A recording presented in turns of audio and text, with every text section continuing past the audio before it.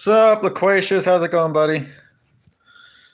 How's it going? So I was looking up chords for Danger Zone in the past half hour and stuff, and I tried playing and I realized my fingers are absolutely fucking shredded right now from yesterday. So I don't know how much guitar playing I'm gonna do today, but I'm gonna do a little bit because that's the fucking title of the stupid fucking stream. Um, but yeah. Uh, what's up, Loquacious? Did you enjoy musicals Christmas video? Oh, I gotta make this brighter. Can't see shit. There we go. You saw? Yeah, I commented under. Yeah, I saw it. I saw it. So is he? Is no? I was gonna say, is he subscribed to you? But no, it just means he's in. He just means he's in the Discord and you saw it. I want to know who the fuck he is in Discord, man. How's it going, Washington? How's it going, buddy? Nice to see you here. Always nice to see my biggest dono. Thank you again for that, Washington. Kaylee Madison, what's up? What's up, girl? How's it going? You see, what's her name? Lisa Riley around anywhere? She said she was gonna give me a BJ, and then she never got back to me. So, she's mine, Loquacia. She's mine. You back off. You fucking back off. I'm just kidding. I'm just kidding. We share Kaylee Madison and Lisa Riley here. But Chrissy J really is mine. No, I'm just kidding. She's nobody. Chrissy J don't need no man. She definitely don't need no man. Her failed marriage is proof of that. God, yeah, my fingers are shredded. When I first started playing guitar, it took me literally like a year or so to get even decent. Because I showed you my skin yesterday. My skin is just so fucking soft that it literally took about a year playing almost every single day to get my calluses like built up on the tips of my fingers and like this side of my finger. So I was stupid. I thought today I could just go back to fucking playing like I was yesterday, but it's seriously, it's like if I do it too much, they'll just start fucking bruising, which will make it worse in the long run. So I'm probably going to use this more as a drum versus a guitar today. We share needles and we share Lisa Riley's. Yes, I have shared a needle before. I've shared multiple needles before in the past. Not proud of it. Never took an AIDS test after that, so I could have AIDS. Never taken an AIDS test in my life. Never taken an STD test in my life. Never worn a condom in my life. And shared a lot of needles. That being said, I've never had any symptoms of AIDS or chlamydia or gonorrhea or anything like that.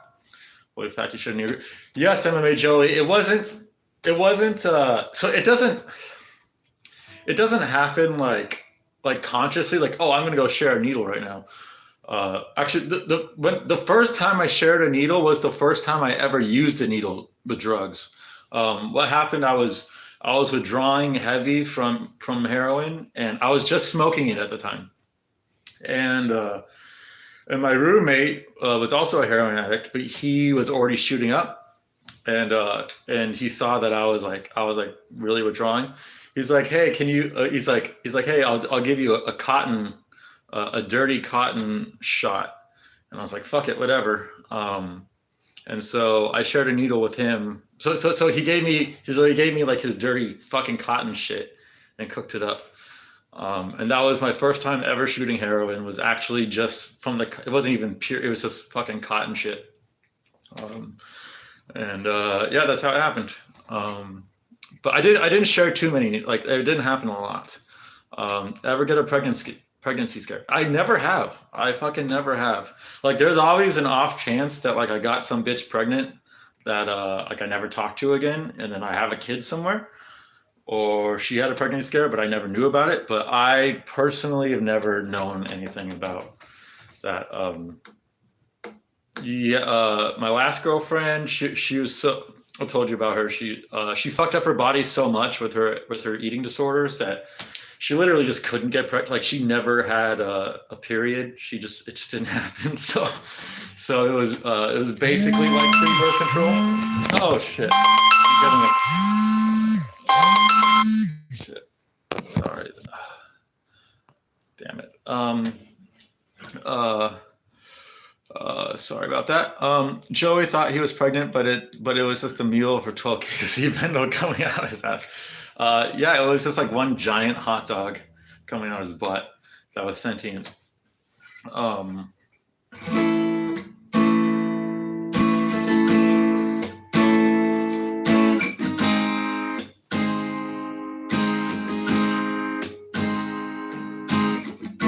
It's sus.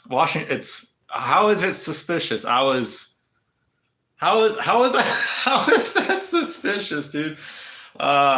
When you're on drugs, you don't give a fuck about anything. It's not like but I don't understand. I don't understand how that's remotely gay in any way whatsoever, man. I really don't. Like I was withdrawing from heroin, and if you don't know what that's like, it's fucking terrible. And he offered me something that would stop me from withdrawing.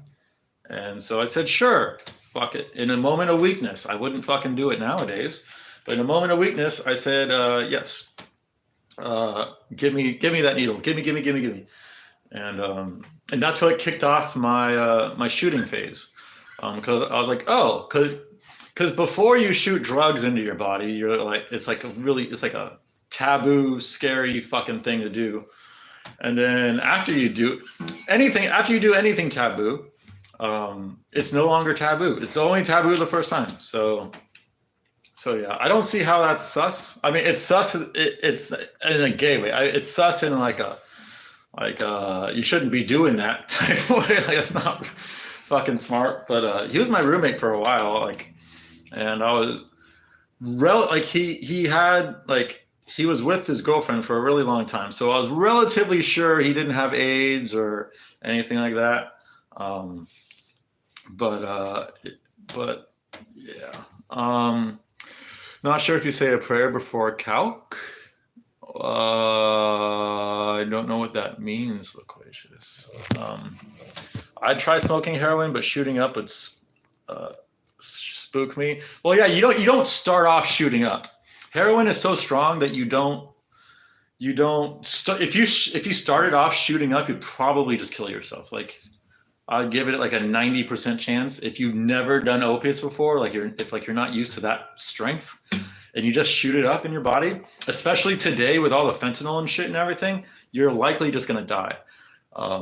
You definitely would start by smoking it or snorting it. I used to snort it too, but smoking it, in my opinion, is way, way, way better. Way, way better. Joey injects congealed hot dog water. True. YouTube probably censored calc. Who's calc? Calcifer? Are you talking about calcifer? I'm confused. I want some opium and lovely stuff. And it's not though, dude. It's way too like it's a what's up, Calcifer? How's it going? Yeah, that's the first message I'm seeing of yours. YouTube always out to get me. Was that your first message you sent here, or is YouTube just fucking trying to get you? Because YouTube's out to get me a lot too. Isn't coke laced with fentanyl often? I've heard stories of people dying of a fentanyl overdose because of that. Because you're not going to be if you're a coke addict or you like your coke, you're not going to have the tolerance for opiates, and fentanyl is so fucking strong. Just a tiny bit can kill you if you're not careful. It's really fucked up, the drug scene everywhere. First, it was just like the Midwest, like the middle of the country, but now it's literally fucking everywhere. It is one of the, I don't want to say it's one of the main reasons, but it is a reason why I have stayed clean from hard drugs for a really, really long time. Is because I can't reliably even get it here pure if I fucking wanted to, like I think I found some of the best Cleveland hookups for that type of shit, and it was still laced with fentanyl and still laced with other shit. It just wasn't nearly as bad as all the other shit I tried. And I was like, yeah, fuck this. This isn't fucking worth it. Like, unless you live in like on the East Coast somewhere, like Baltimore or somewhere in New Jersey or New York, unless you live somewhere like there, like it's really, really fucking not worth it. And even then, it's not worth it. Like, I'm not saying live chat. I'm pretty sure I'm in live chat, Washington. Yeah, I'm in live chat. That's the first thing I did. So yeah, I've had enough with YouTube with their anti-Scottish agenda. Seriously, fucking seriously, man. What drugs do they do in Ohio? A lot of opioids, a lot of crack on the east side, a lot of crack on the east side of Cleveland, and yeah, a lot of fentanyl. There's just a lot of like a little bit of heroin, but mostly fentanyl. Some like drywall, some chlor, like whatever the fuck they mix in it, baking soda. But it's usually like a lot of fentanyl and a lot of crack. Not a whole lot of meth. I've been seeing tweakers a little more commonly out here over the past year or so, but it's still not like when I lived in California, North County, San Diego, like it was fucking everywhere, dude. Meth was fucking everywhere. Like you could literally just walk down any fucking street, like any busy street, and like just ask 10 people if they know where to get meth. One of them's gonna say yes. Like it was like it was stupid. Larry's chilling maybe on the bed right now. Yeah, Larry is, I don't know where Larry is right now.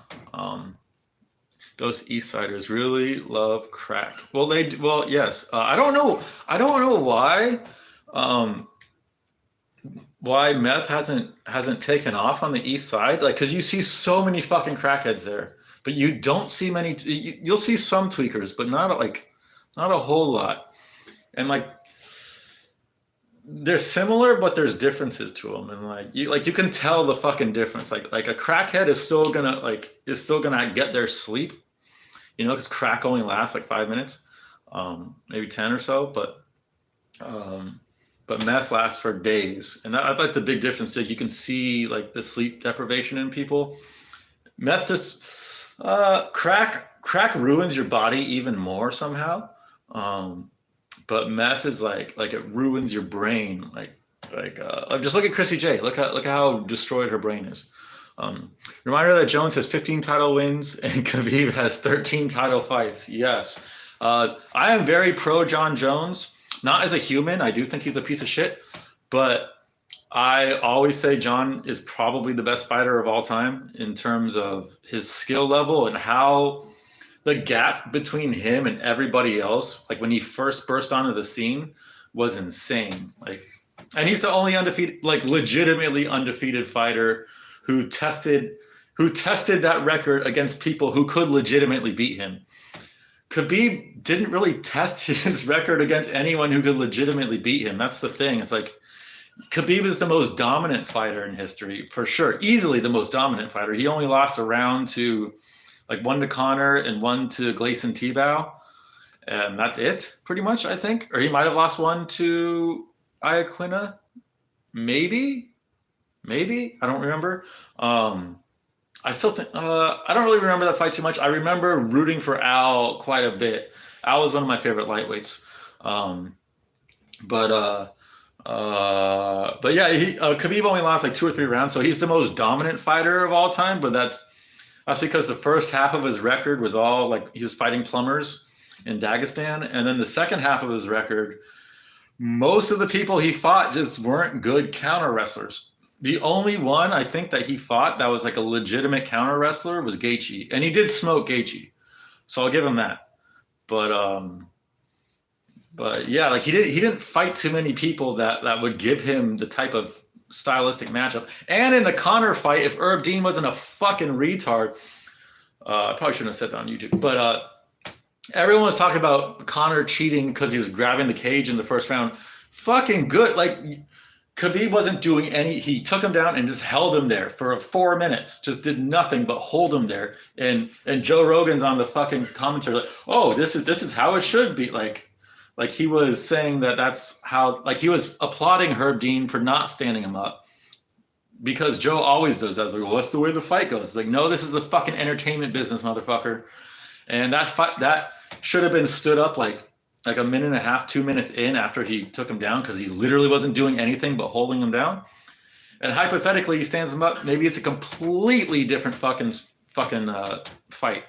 Like I still think stylistically, Khabib beats Conor most times just because of the style matchup. But Conor could have smoked him in the first round if he was actually given the opportunity. Old Conor, I'd say. So sad how drugs ruin whole communities. Yeah, man. When I drove from San Diego to Cleveland, like all the little towns on the like once we got past Phoenix, and we saw like all the little towns in northern Arizona, and then all the way here, like a lot of them were just fucking destroyed by meth, absolutely destroyed. Like I didn't realize how bad it was.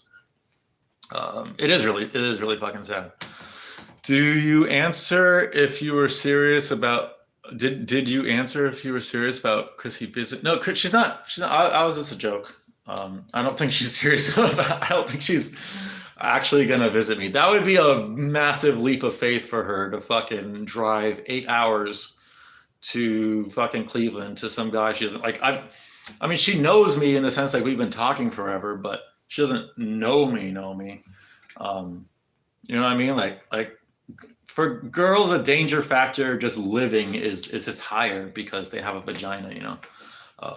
So I highly doubt it. I highly doubt she ever comes. But if she did, like we would make the best fucking memes and the most averagest sex ever. What's the point in crack if it only lasts 10 minutes? Good point, Calcifer. Another good question to ask is what's the point in crack is if you can just do computer duster and it's kind of the same thing. Like completely different method of how it works in your brain, but the end result is kind of similar.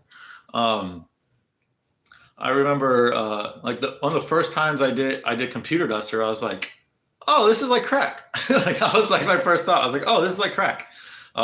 They both give you the wong, wong, wong, wong, wong. They both feel like they're destroying like layers of your brain. They're both really fucking dirty, and like my body could only tolerate a little of both. Like there's a lot of similarities.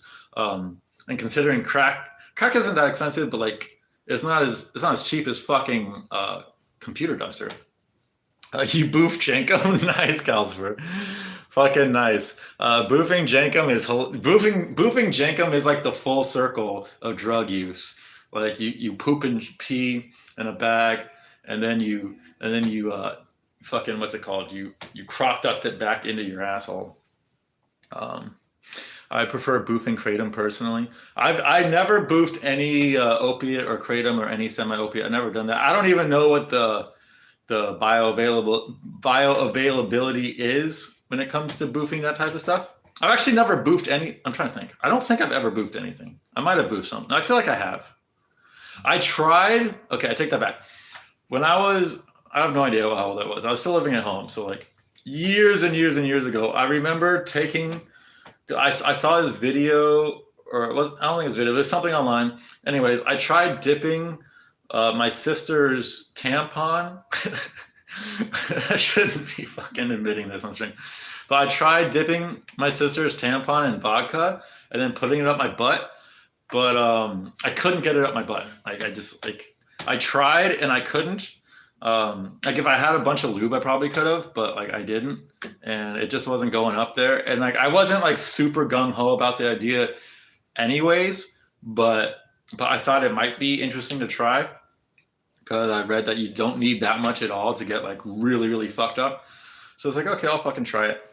And I'm pretty sure, I can't say for positive, I'm pretty sure that's the only time I ever even attempted to boost something. Pretty fucking sure. Let's see. I watched Khabib vs. Conor at Buffalo Wild Wings and everyone was booing because it was just wrestling the whole time. I think it was round two or round three. It stayed standing up. And Conor won run. I think it was round three. It stayed standing up, and Conor won that round. But the other rounds, round one was just Khabib laying on him. Round two, Khabib actually dropped him. And then round 4 it was the finish, I believe, if I'm not mistaken. I could be wrong. It's been a long fucking time, but yeah, that fight made me really fucking sad. Anytime a fucking Dagestani wins, like it's a bad day for me.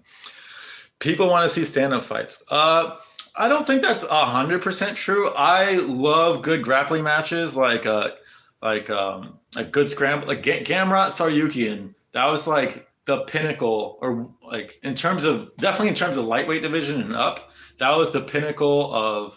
There was a lot of stand-up, but there was a lot of wrestling exchanges and a lot of crazy scrambles, and a lot of really cool shit. I thought the wrestling part was more entertaining than the stand-up part.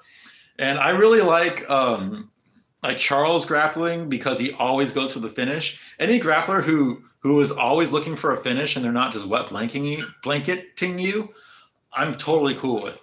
But as soon as you're just fucking riding the Dagestani handcuff and you're just basically laying there and peppering in shots every once in a while, like no one fucking wants to see that shit. Besides fucking Russians, I guess. I'd watch a movie where she comes to visit you and you turn out to be a psychopath and hold her hostage. See, I feel like that's Chrissy J's fucking, like her biggest fear. Everything in her heart, in her soul, in her vagina wants to come visit me. Duh, look at me. Look at her, obviously. But, I'm just kidding, Chrissy J, if you're watching this, I'm kidding. But, I'm not kidding. Yeah, the fear factor is there that she's just fucking gonna hang out with some fucking weirdo that she met on Jerusalem, in Jerusalem sleeper cell. I guess a sketchy proposition. Tell us about Computer Duster. I just did. It's you can try it yourself. It's like $3 or $4 at your local Walmart. You've never heard of computer. It's the keyboard duster. Like it comes with like a little tiny red straw. And you spray it like in between the keys to blow all that shit out. But instead of blowing it into the keyboard or into the computer, you blow it into your mouth, and you make sure like you don't blow it on your tongue. It tastes fucking disgusting. You inhale it. You make sure you inhale it, and you just hold it in for as long as you can and release. And generally, by the time you release, maybe not the first inhale, but definitely by the second or third inhale, by the time you release, you're just off in a fucking completely different world. Very, very short lasting. And you get the wah, wah, wah, wahs really hard. Your head's like pounding and sounds all going weird. I remember one time I did it. I was playing, if you guys have ever heard of the game called Clash at Demon Head, it's an old school NES game. It's like a side-scrolling shooter game. It's kind of like Mario, but in my opinion, way better than like Mario 1. Anyways, I was playing it during that time. It's probably like 12 years ago, and like I did it, and I kind of like slumped over, and for like I don't know how long it was, probably like 4 or 5 minutes. I legitimately thought that I was the main character. I think his name's Bang. Could be wrong, but I thought that I was the main character, and I was seeing it from like his perspective, like the 8-bit perspective, and like I lost all like remembrance of who I was originally, and I was just like this 8-bit character, fucking shooting shit up. So like in terms of bang for your buck, especially like early on. Like if you just do it every once in a while, it's like one of the best drugs you can do. It's saving money wise, I think. The issue is if you get addicted to it. I never got addicted to it, but my best friend in high school got addicted to it, and my sister got addicted to it for a while. And both of them did the same shit where they would hide the empty bottles of Duster under their bed. And both times I had the moment where I looked under the bed and it's just fucking loaded with Computer Duster. And once you start doing that, like it's one, you're doing like a lot of damage to yourself. It's really not good. And two, it's no longer like the reason why you do it is because you cheat. But if you're doing it that much, it's no longer cheat, and it kind of destroys the purpose of it. The laser sounds, the wah wah wah wah wah wah. That is a signature sound of Computer Duster and crack that I I haven't heard any other drug. Ketamine has a different signature sound. Ketamine is ringing, like heavy, heavy ringing in your ears, and the more you do, the more it rings. It's like a heavy static, but it's not like a pulsating static. Joey's computer duster is 500-gram bag of Cheetos. He just inhales it. True Jordy boofed Izzy's hot dog. No, I think Izzy boofed True Jordy's hot dog. Or they probably boofed each other's hot dog, to be fair. Because they both like that kind of shit. Allegedly. I hope Janik flatlines Wenkala. Jan. Yeah, dude. It's possible, but it's not likely. Ankalaev is basically undefeated if it wasn't for one of the most retarded, if not the most retarded moves in the history of UFC. If it wasn't for that, he'd be undefeated. So it's really, really hard to pick against a wet blanket. And Yana's good takedown defense, but like, I don't know if he's got Dagestani like takedown defense. You know, that's like, I'm going to be picking Ankalaev for sure, 100%, even though I fucking hate him. There's just no way you can pick against him based on what we've seen in his career. Like, he's pretty much dominated everybody he's fought. In a terrorist cell. Did you get the dono money from Power Chat? I did. Thank you, Loquacious. I did get it. Yeah, it came in 2 days ago, I think. So yes, I did.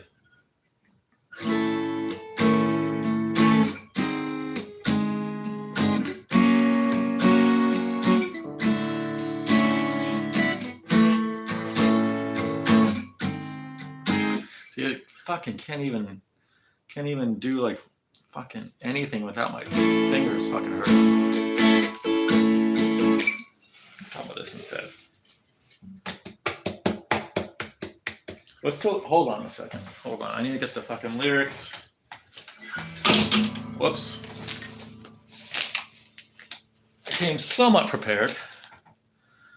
Fucking somewhat prepared. Because I actually don't, even though I've heard this song like 700,000 times in the past, I don't know how long, a few days. I still don't know all the fucking lyrics. Yeah. And I've heard this song so many times in my life. Top Gun was my dad's like one of his favorite movies. My family had this weird fucking thing where like if they liked a movie, they would just rewatch it and rewatch it and rewatch it. My mom not so much, but my mom a little bit. But my dad and my sister, they would just rewatch the same fucking movies over and over and over again every single fucking day, and that was like that was just their thing. And with my sister, it was Easy A and Apocalypto. And some I think I want to say what was that stupid fucking Grown Ups and Paul Blart Mall Cop. Like she liked really dumb fucking movies. And my dad, it was Major League, Field of Dreams, and Top Gun. I think those were like the three ones that he liked. And like they were always fucking on. So I've heard this song so many fucking times. Did my mom watch a lot of Arnie? No, she didn't. I forgot to fucking. I think Chemp asked me that question. I think Chemp asked me yesterday to ask my mom if she still thinks about him. I talked to her today, and I'm gonna have to fucking talk to her again because she called. It's her birthday today, and she called me like that was the phone got fucked up about 15 minutes ago. So I'm gonna have to call her back, and I'm gonna hopefully remember to ask her if she still thinks about him. But I don't think she does. Like she dated him when she was 19, and she's 70 now. Literally over 50 years ago. But all right. Did you say the birthday shit? Birthday shit? What birthday shit? I'm confused. Did I say the birthday shit? I didn't sing her a birthday song, if that's what you mean. But revving up your wheelchair, listen to the howling roar. Metal under tension, begging you to jog and go. Highway to the wheelchair zone. Larry's looking at me like, what the fuck are you doing, dude? Riding to the wheelchair zone. Heading in the twilight, spreading out your wheelchair's night. Got you jumping off the deck and shoving you in overdrive. Highway to the wheelchair zone. Riding to the wheelchair zone. I'm sorry, oh, he's fucking sick of this shit. He's like, dude, fucking shut the fuck up. I'm sorry, buddy. I'm fucking sorry. But was I the first one to play that song in the Discord? Because I didn't see that. I don't know if I was the first one or not, but I know after I played it, that's when it became a looping thing. Thank you, Loquacious. Link that. Also, Cashapp 6 Soul. 6 Soul, the number 6. But Larry Zone, yeah. Highway to the Larry Zone. Highway to the Larry Zone. Gonna take me riding to the Larry Zone. Riding to the Larry Zone. That's song. Did any of you guys watch Archer? I'm guessing you did. Like that's like the reason. That's a reason why that song is so beloved, is because Archer loved that song so much. I have not kept up with Archer in the past few years, but since what's her name died, what the fuck is her name? She played Mallory and Lucille Bluth in Arrested Development. What the fuck is her fucking name? Oh my god, why can I not think of her stupid fucking name? She died like a year and a half ago. She played Mallory. What the fuck is her name? Anyways, she died, and I haven't kept up with Archer since. So I don't know if they're still gonna go through like another season or something, and just maybe use like old clips of her voice mashed up. Or because you can't write her character out of Archer. She's like her and Art. They're like the integral pieces of the fucking show. What the fuck is her stupid fucking name? Why can't I? Oh man, this is hurting my brain.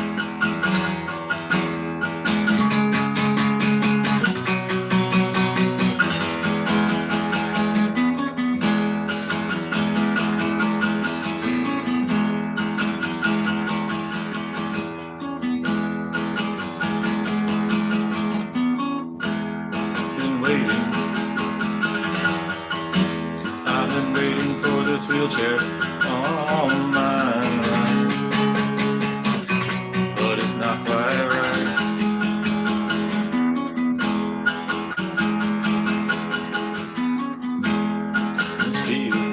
Fuck. I cannot sing and play at the same time at all. I was never fucking good at that shit. I feel like I can do each fairly decently, but nothing great by itself. Let's see.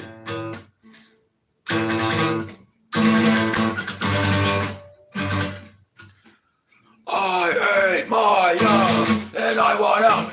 So obviously, fuck. I need lyrics in front of me. Whenever I was singing Yog Yog Social Baby, I had the lyrics in front of me because I've sang Psychosocial Baby so many times that my brain just naturally fucking goes to Psychosocial. I don't know how the fucking strumming pattern even works because I only ever listen to the remix, the Justin Bieber Slipknot Psychosocial Baby. I never listen to Psychosocial by itself ever. I don't know what to get my family for Christmas. Same boat, Joey. I'm pretty sure I'm getting nothing just because I don't have a fucking choice. Usually when people want something, they just go out and buy it themselves. Good point. Good point. It depends on what your family is like. Like my mom is really fucking strange. Like if someone just gives me money for Christmas or something, I'll be like, fucking thank you. But some people fucking hate getting money for Christmas. Like if you gave my mom money for Christmas, she will like it'd be worse than not giving her anything. Like she will genuinely just be furious at you. When it comes to like parents and stuff, or at least my mom, my dad never cared about anything. But my mom, she always wanted to just know that you care. So like giving her a bunch of little shit was always better than giving her something big. But that's just because she's retarded. I don't know. Like, I don't think that's the case for most moms, but my mom was always like if you give her a card and you give her like fucking 10 things from the dollar store or whatever, or like little pieces of jewelry here and there and shit, she'd be like super happy. But yeah, I fucking hate giving people gifts, man. Did I ever inject heroin into my foot? I did not. I injected it mostly into my thigh, also into my ass, also into my arms, obviously. And I think that's it. I'm pretty sure it's thigh, ass, and arms. And the ass was like, there's no, like, you can't get a vein in your ass. It was literally because like I was so bad. Like a lot of my veins were collapsed and I wasn't good at getting them anyways. And shooting it in my butt was literally, I was always like, okay, fuck it. Like I would try for like an hour to get a vein. Try. Literally for like an hour while I'm like getting more and more withdrawal symptoms and like more and more sweaty and more antsy and shit. And I'd be like, oh, my hand too. I did my hand too. But hand was fucking terrible. I did hand a few times and then never again. Hand really fucking hurt. But I can't imagine foot would be that good. Maybe there's like a few veins in there, but like I'm looking at my foot right now. There's like that one top vein that you can get, but I feel like it would hurt just like the hand. Like in the hands, there's like a couple veins that you can get that I hit multiple times. But even if I hit the vein perfectly, it would it'd have like this really stingy, burny feeling that only happened in my hands. It didn't happen anywhere else. And I feel like it's like the feeling of it, like going through your veins, like running alongside a bone or something. That's like a weird explanation for it, but that's what it felt like.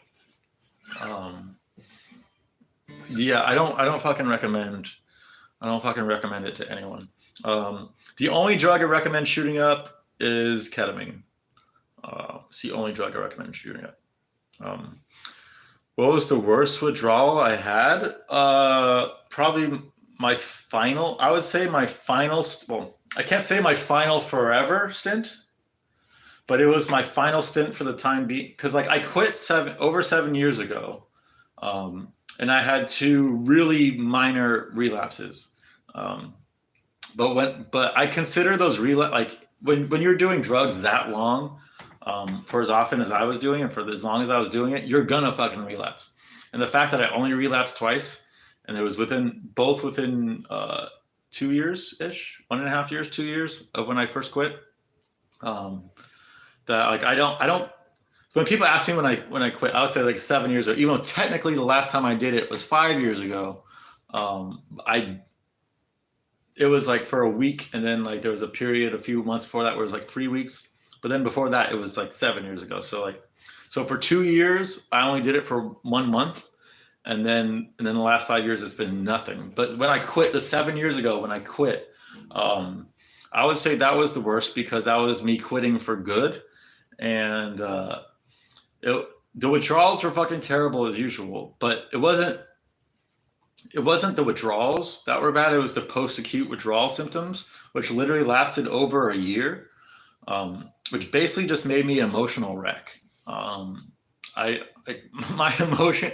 I know now. I know what females feel like all the time. Or at least I have like an idea of what they feel like all the time because yeah, I would just like fucking randomly start crying at random shit, and like everything was like every little thing had such emotional intensity to it, and every little fucking thing like it had like a deep impact on my soul, for lack of a better word. And it's like if you ever watch Jordan Peterson, he doesn't he's not withdrawing from opiates, but he's withdrawing from what Xanax and alcohol and shit, and you can see it in the way he talks. I don't know about now, but I think it's like a year ago or something. I watched him on JRE, and he's like crying about some shit in the Bible, and Joe's like fucking like, oh, this is like deep shit. No, no, it's not deep shit. You're literally hearing an addict fucking rambling in post-acute withdrawal symptoms. That's it. It makes things feel like they're more important than they are. Um, but yeah, watch Jordan Peterson on Joe Rogan, and you'll know exactly what I'm talking about. You just go to the most emotional. Everything just hits you so much harder, and it's not a like. There's some good aspects to it. Like you really get connected with like certain aspects of yourself that, like I would say now, I'm completely disconnected from.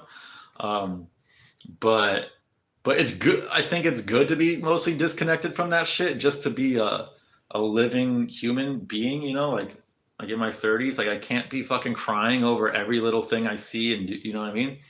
Um, it's just not. It's not fucking practical. But that's just that's literally what it fucking does to you. And I was not fully myself for at least a year. I want to say not a year and a half. Yeah, probably like a little over a year after I quit. It was when I finally stopped being such a crazy emotional wreck.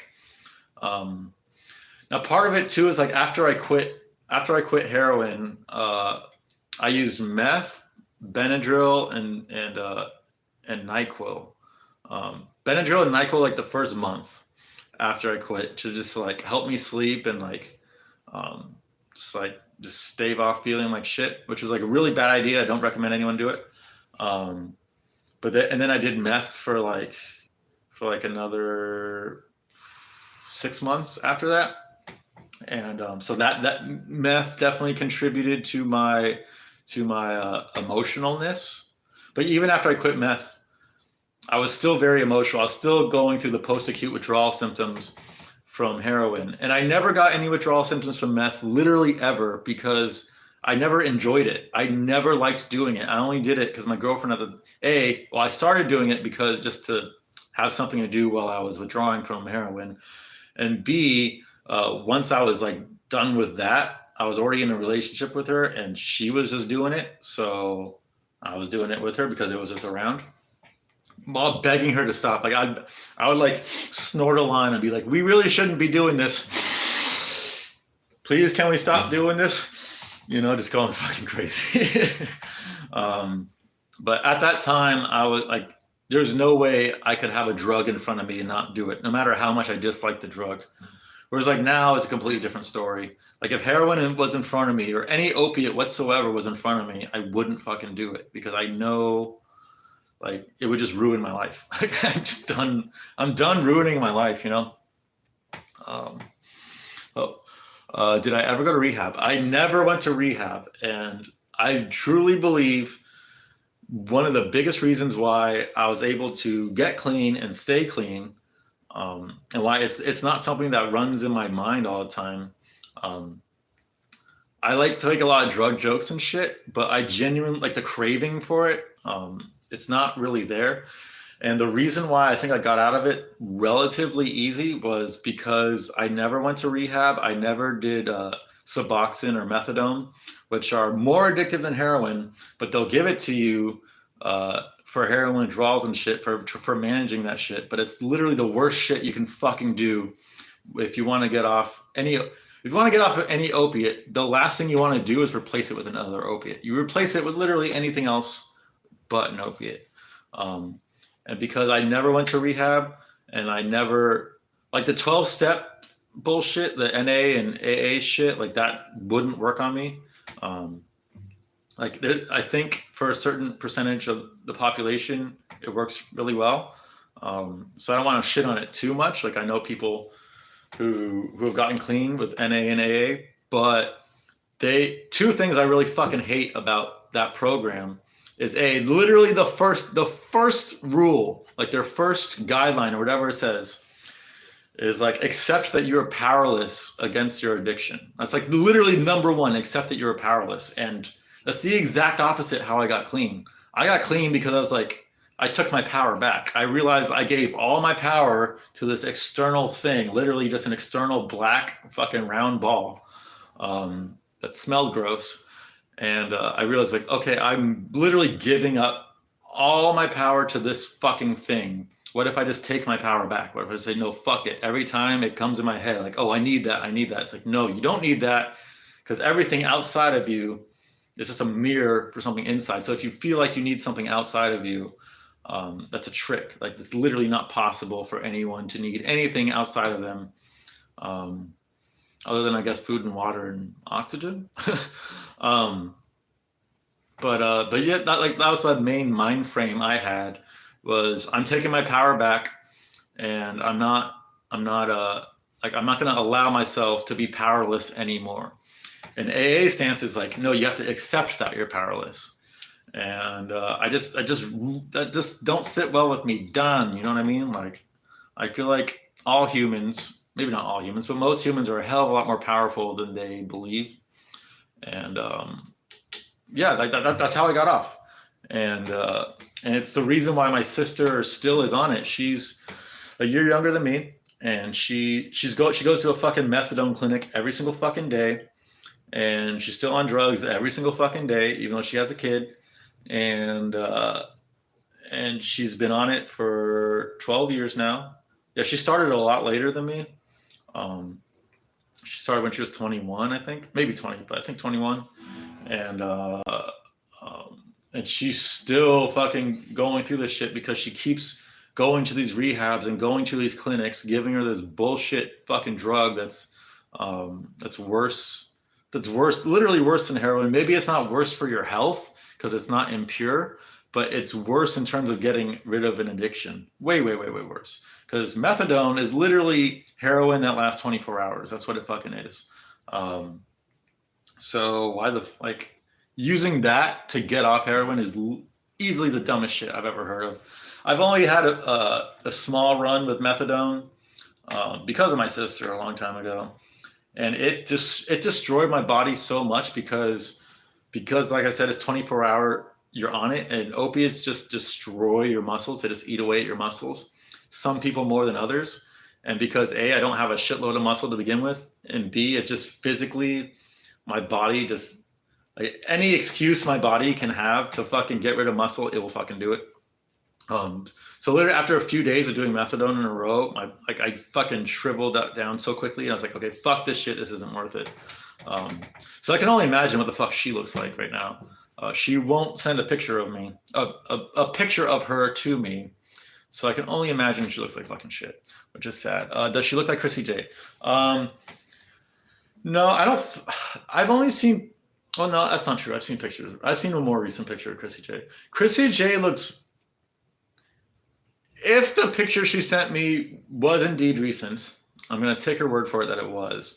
Chrissy is actually more attractive now than she was. Like if you look at all her pictures, back, like they were all when she was in her 20s and stuff. I think she's more attractive now, personally, which is really, really rare for a female and extra rare for a smoker. But if musical can do it, Chrissy J can do it, I guess. It gives you atrophy. Dude, I swear to God, it gives you atrophy. That's my biggest thing I hate about, well, there's a lot of things I hate about opiates. The constipation is not great. Um, the how addictive it is really fucking not great. And that for me, it's the atrophy shit. Like my self esteem just plummeted because I was just like a fucking stick. I don't know what I weighed, but that I'm gonna guess that I was like 100 pounds. I'm 5'11".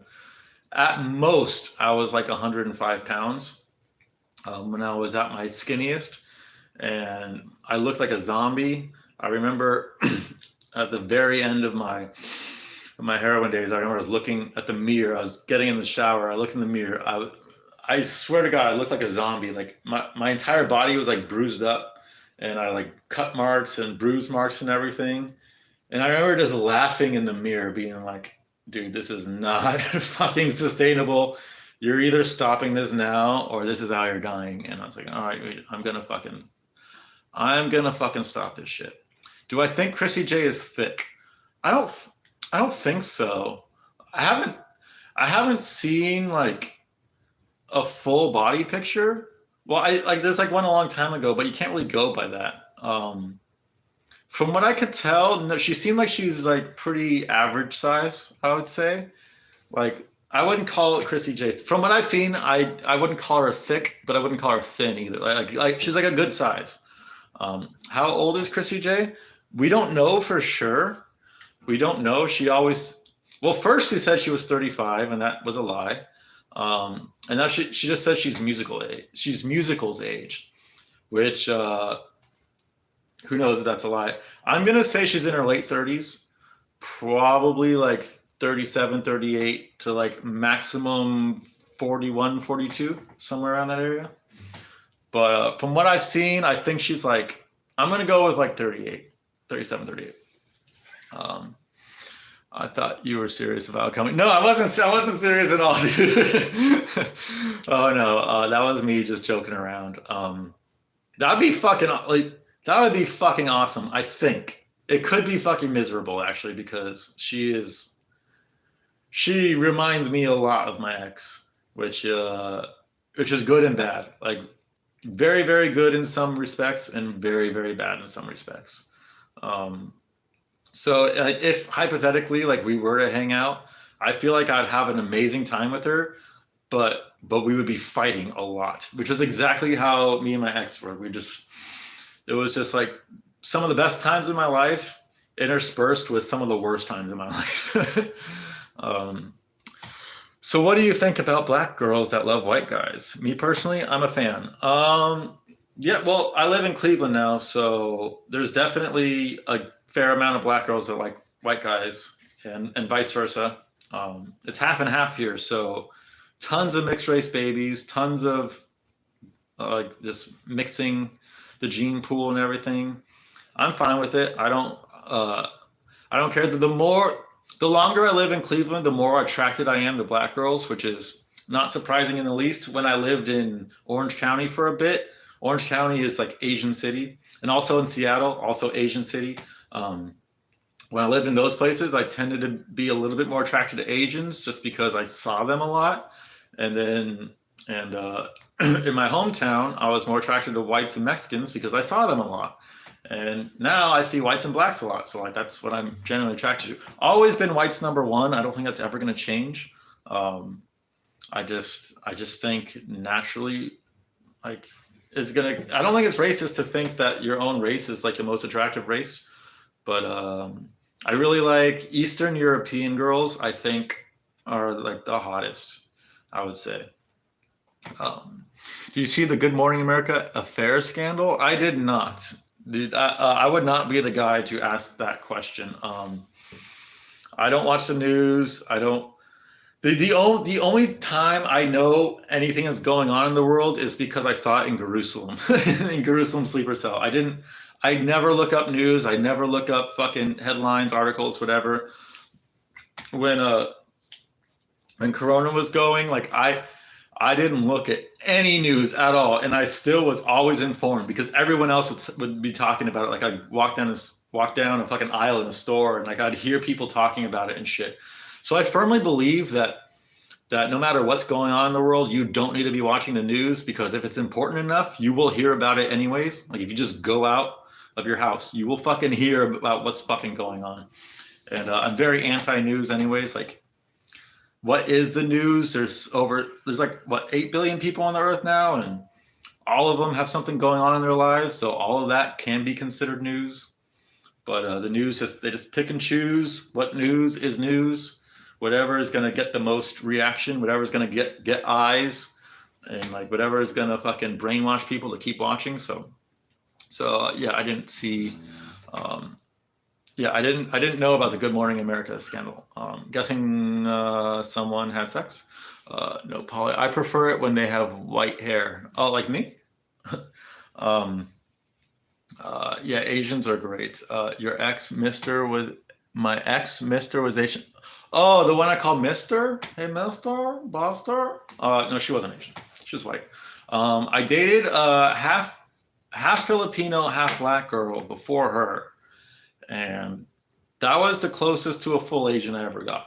Also, the closest to a full black I ever got. But she looked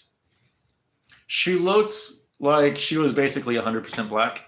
She acted like she was 100% white with like a little bit of Asian influence. She was from Minnesota, and I dated her in California. Really cool girl, actually. Like genuinely one of the, if not the chillest girl I ever dated. But there was just some physical things, I've talked about this before. There were some physical things about her that grossed me the fuck out, and I just couldn't do it. Like, just couldn't fucking do it. I wanted to be attracted to her more than I was, so fucking bad, because we got along so well. But I couldn't fucking bring myself to like get over it. Like the lips, the breath, and the pubic hair. It was those three things. I couldn't get over it. Have I seen Sons of Anarchy? I have not seen Sons of Anarchy. None of those what's FX shows I've watched, other than Archer and Wilfred, I think. But yeah, I haven't watched a show that isn't a comedy, and I couldn't tell you how long. I barely watch any shows, period. Like, I think the only shows I've watched since I've lived here was Arrested Development season 5 and Last Man on Earth, and those are both comedies. And I don't think I've watched any other fucking TV show. I can't. I'm at the age where I feel like I can't be wasting any more time, as I'm like wasting time right now. But like, it's hard for me to just sit down and focus on a show. And if it's just like violence, or if it's just drama and violence and shit, like I used to like that shit. I used to watch The Walking Dead when I was younger. I forgot up until probably up until like seven years ago or so. But I think that was the last drama I watched was Walking Dead.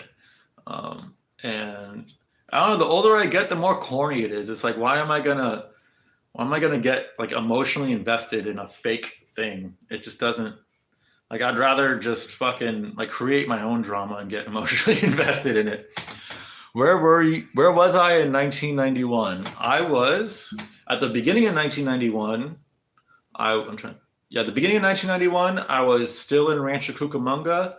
I was born in Rancho Cucamonga. It's like, I think it's probably San Bernardino County. Might be super East LA County, but in like that Tri-County area.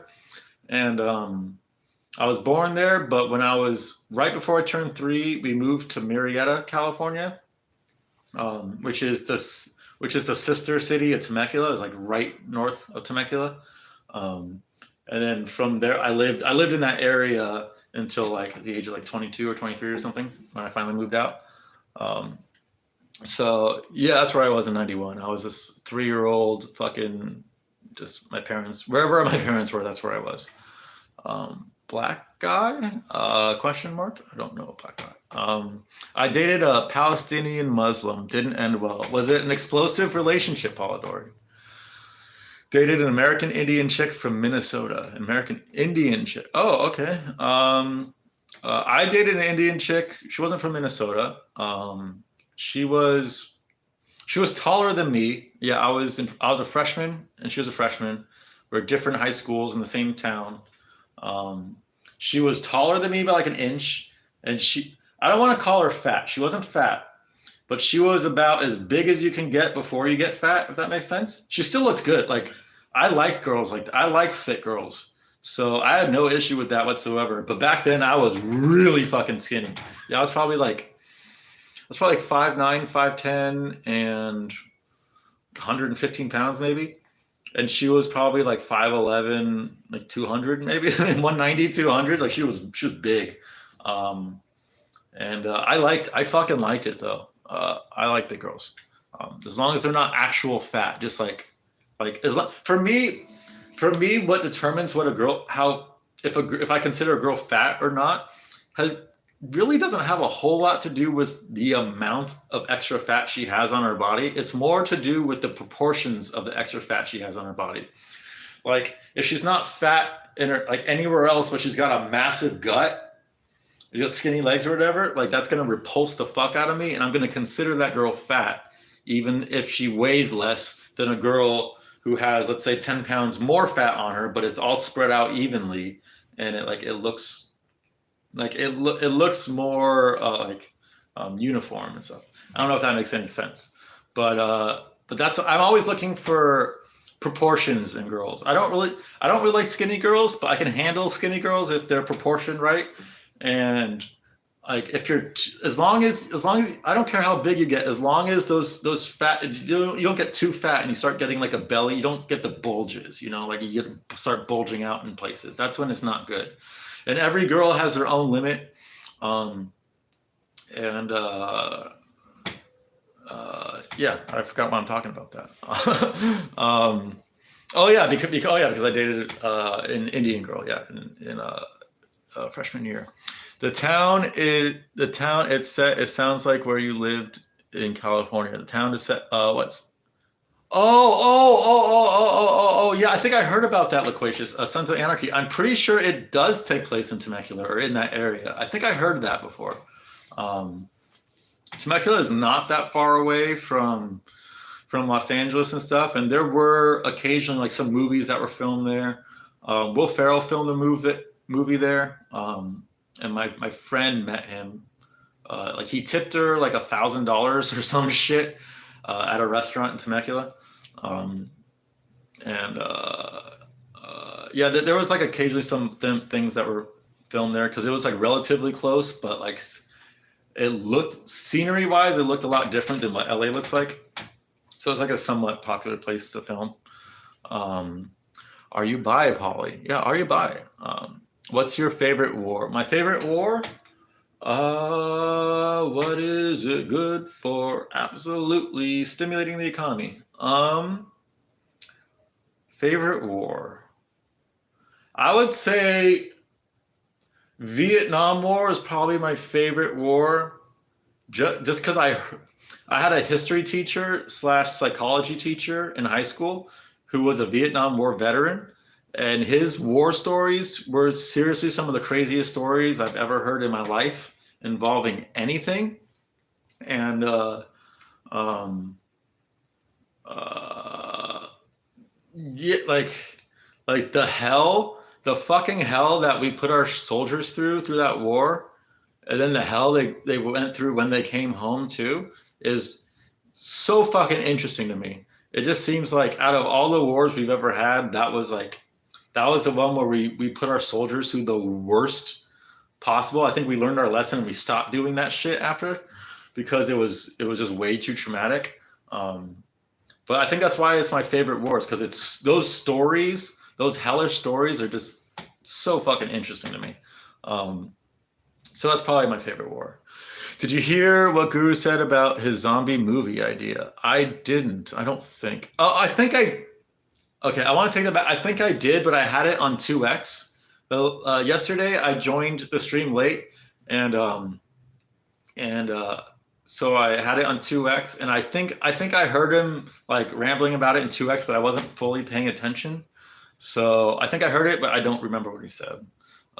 Did my sister get finger blasted by Dan Henderson. Yes, I've told you that 1,000 times. I swear, I swear. Maybe I can get. I don't know if she'd be willing to do this, because, like I said, she won't even send a picture of herself to me.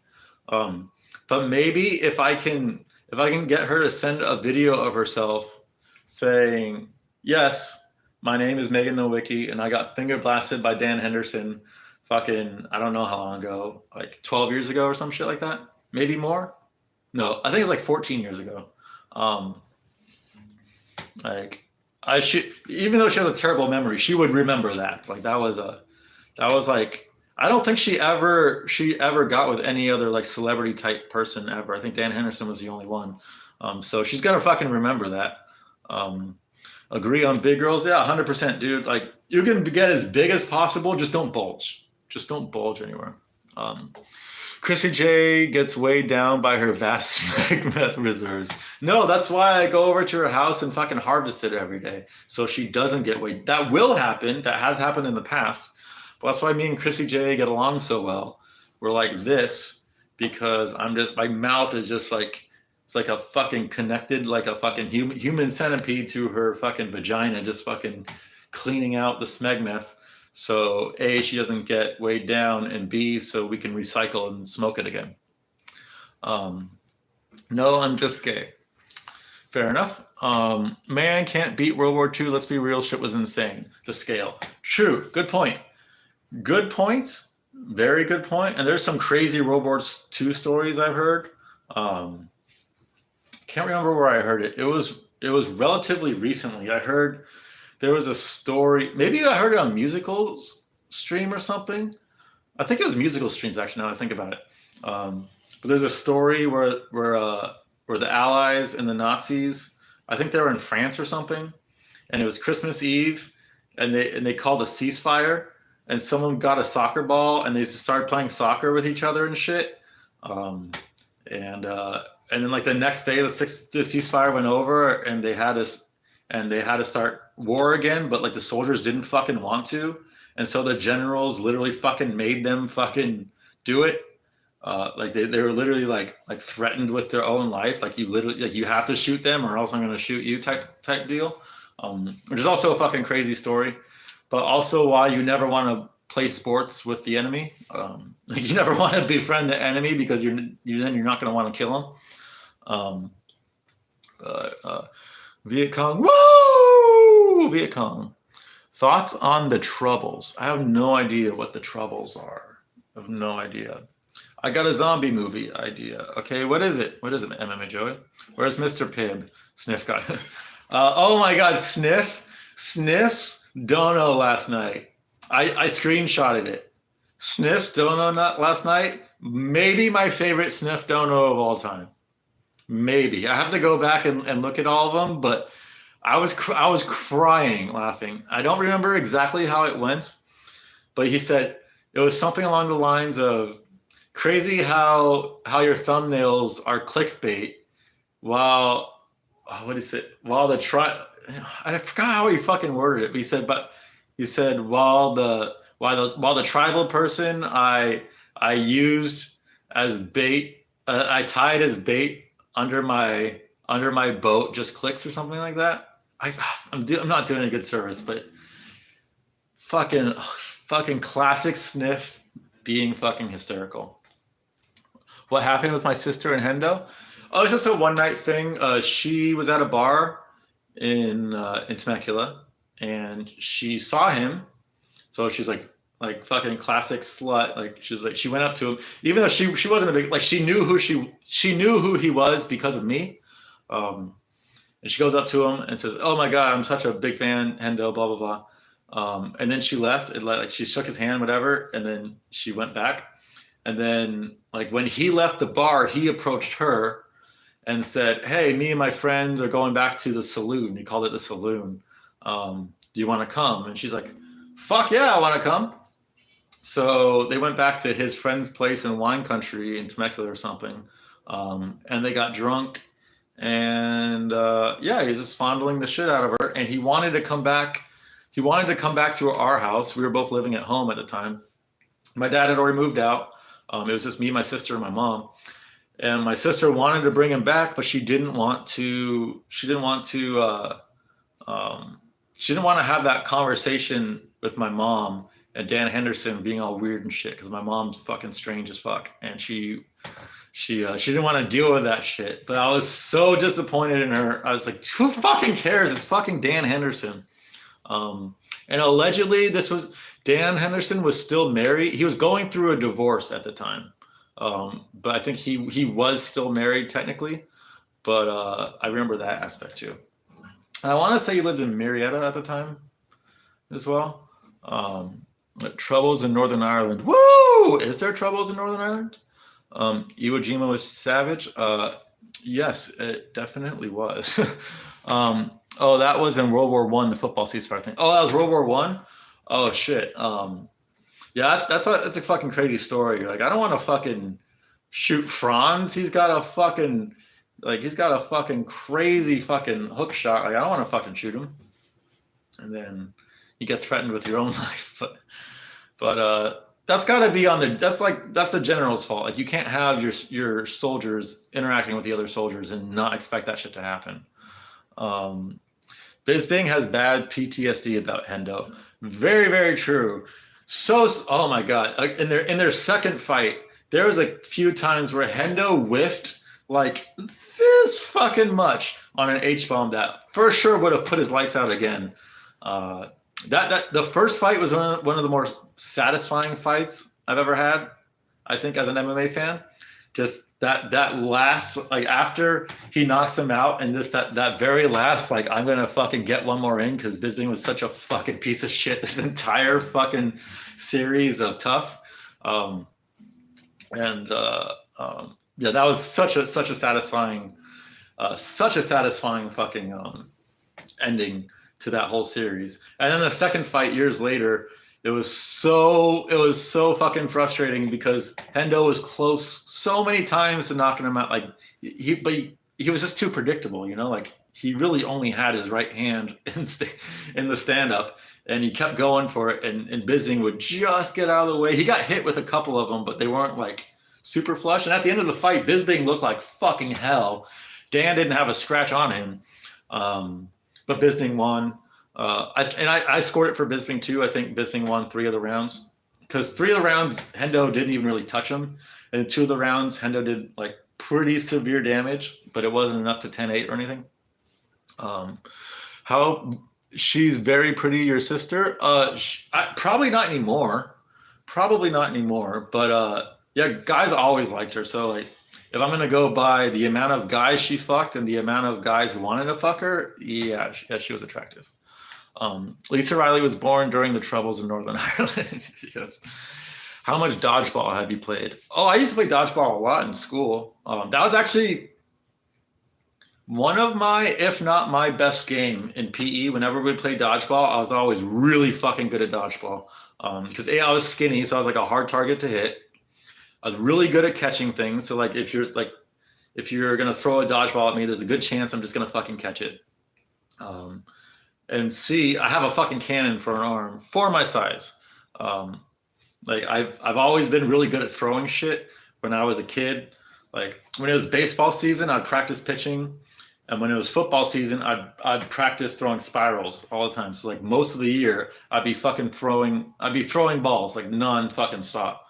So I was really, really good, and I had a cannon. So, like, dodgeball really suited my unique skill set. So I fucking loved dodgeball, man. I remember, I think I was like first grade or second grade. I was at a birthday party, and it was a dodgeball thing, but it wasn't traditional dodgeball. It was the people are on the outside throwing balls at the people on the inside, and there was like 50 of them. There was so many kids there, and I remember winning the entire thing. And that was like probably the most impressive thing I've ever done in my life, is like win a 50-person game of dodgeball. Do I think soccer is gay or cool? Both. Like, I've only watched one soccer game so far this World Cup, and I hated it, which was Wales-England. Did not enjoy it, but that was just a terrible game. But now that we're gonna have the the knockout round. I think it's starting Saturday. I will probably I'll probably watch United States Netherlands. Um, and like I think it's mostly gay. Like I agree with Guru's analysis of it. Is like you can get a 90-minute game at 0-0 or 1-0 or 1-1. It's like, but a 0-0 game can legitimately be entertaining, and like a multi-score game can legitimately be shit. Um, it's more about like the opportunities and like the amount of crosses you get in and like amount of times it looks like a goal might be scored or like amount of crazy saves and shit. Um, I think soccer is a really boring sport with really, really exciting moments in it. I think that's the best way to describe it. Kind of like the UFC these days, not gonna lie. A lot of times it's boring, depending on the fighter. Like if you're watching a Dagestani fight, it's gonna be mostly fucking boring. Or if you're watching women's MMA, it's gonna be mostly fucking boring with just little spikes of incredible excitement. So in that way, it's kind of like MMA. Thoughts on David Goggins? David Goggins looks like he's always smelling the worst fart in the history of farts, like an MMA Joey fart. Does like the way his nose is shaped, always looks like always looks like he's smelling a bad fart, and I think that's what fuels him. Like he's always on the go, he's always challenging himself. But enough of the jokey part. Thoughts on him, like as a human? I think he's to be respected. Like he does some fucking crazy ass fucking shit, and I do agree with a lot of what he says, but not completely. I feel like him and people like him are a little bit. I mean, it works for him, but at least for me, like I can't be that militant with the way I live my life, and that uh, negligent of any emotion I feel, or just disregard anything. Like he can, like I'm just not that type of person that can do that, and I don't think it's healthy to do that in the long term. To just fucking cut off a part of yourself and be like, no, fuck it, I'm just gonna keep pushing no matter what. That is a very admirable trait, and it's very, very useful, and it served him well and a bunch of people well. And I could definitely use more of it.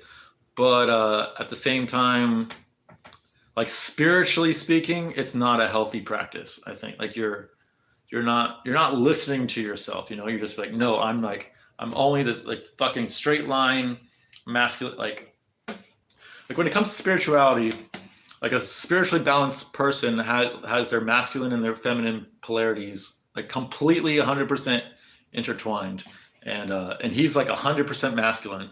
And while it's way better to be 100% masculine than 100% feminine, I feel like you're not going to get much enjoyment out of life probably if you're just like that. You could probably put Andrew Tate in the same category, even though I literally never really heard him. I just heard his gay voice and I didn't really like it. But like the hyper masculine people, like I respect them, and I think like I wish I was a little bit more like that, but at the same time, like I'm just not like that, and it would ruin me more than it would help me in the long run. I feel like, even though I'd accomplish a hell of a lot more. What do you think about the term field fairy? I literally have never heard that term ever in my life, Polidori. If you can explain what that is that like a lot lizard? Is a field fairy like a lot lizard? Because if it's like a lot lizard, then I know what a lot lizard is. Bisping versus Silva was a lovely performance by Bisping. To be frank, he was savage. I don't even remember that fight, dude. I know Silva was way past his prime at that time. I don't remember. I think that was the fight that got him the title shot. I think it was his fight before his title shot, if I'm not mistaken. But that fight completely escapes me. A lot of Bisping fights escape me. I never liked him. My arc on Bisping is like I fucking hate when he joined the UFC and the ultimate when he won the Ultimate Fighter. I fucking hated him. I thought he was a douchebag. I always wanted to see him lose. And then like towards the end of his career, he got a lot better. He was a lot less insufferable, and actually started cheering for him in a few fights. And then he retired and he became an announcer. And for the first like 3 or 4 months of him announcer, he was literally the best announcer by a long shot. He was so good, like he was genuinely good. And then he got really fucking comfortable because he obviously signed a long-term deal.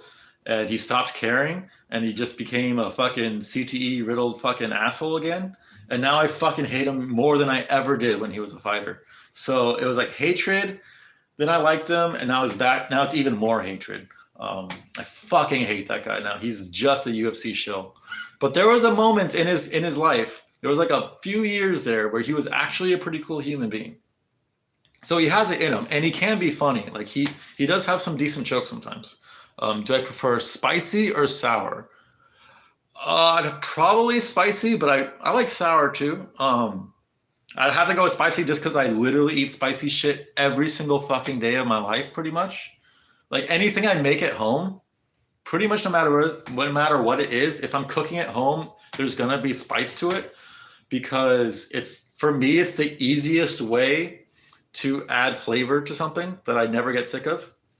Like it just adds that kick, like because I always cook like bland fucking shit because I live alone, so like I don't really cook a lot of food, so I'm not like spending a shitload of time in the kitchen and shit. So like today I made chicken breast and noodles. So on the chicken breast I just fucking crack some ghost pepper shit and I make it spicy.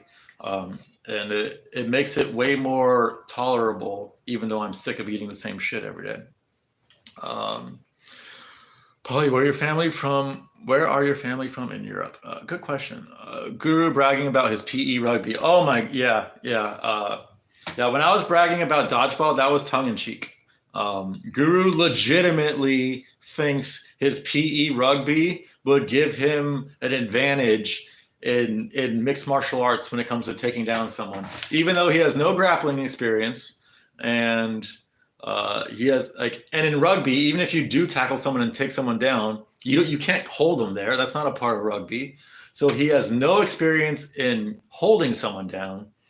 And he thinks he can hold Tyson Fury or Deontay Wilder down because they've never been in an MMA cage doesn't mean they haven't tried MMA. You know, doesn't mean they haven't fucking worked it a little bit. You would imagine with how big MMA is these days, you have to imagine that pretty much every top level boxer has done a little bit of wrestling, a little bit of jiu-jitsu, a little bit of kickboxing. Because it's just so popular. Like it's gonna be in the same gyms that they're at. Like, and it's good to cross train and shit. So to just automatically assume that Fury and Wilder have no takedown defense, that's fucking insane. Do I like Pez candy? I like the format of Pez candy, like coming out of the neck holes. I like that, but I don't like Pez itself. Like the flavor of it, like it's what's the word? It's very plasticky kind of. It's like cardboardy, plasticky flavored type candy. I don't like the taste of it at all. Can you see my messages, Paul? I can see your messages, Loquacious.